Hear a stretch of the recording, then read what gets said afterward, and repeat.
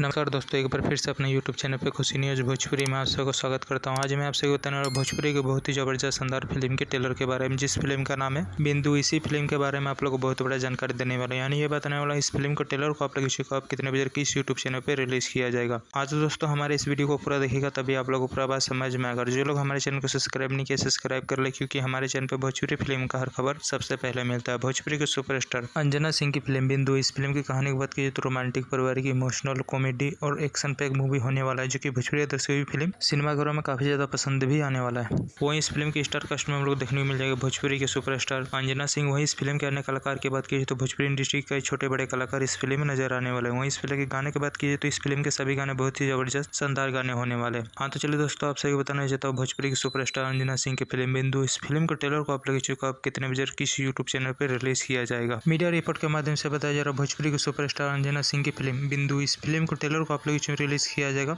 11 अक्टूबर को सुबह 8 बजे B4U भोजपुरी यूट्यूब चैनल पे। हाँ दोस्तों, इस फिल्म का ट्रेलर को आप लोग रिलीज किया जाएगा 11 तारीख को सुबह 8 बजे B4U भोजपुरी यूट्यूब चैनल पे। एक बार जरूर इस फिल्म को ट्रेलर को यूट्यूब पे देखिएगा, बहुत ही जबरदस्त शानदार ट्रेलर होने वाला है। हाँ तो दोस्तों, हमारे इस वीडियो को पूरा देखिएगा, तभी आप लोगों को पूरा बात समझ में आएगा। और दोस्तों, भोजपुरी के सुपरस्टार अंजना सिंह का वीडियो आप लोगों को पसंद आए तो ज़्यादा से ज़्यादा लाइक करें, सब्सक्राइब करें। धन्यवाद दोस्तों।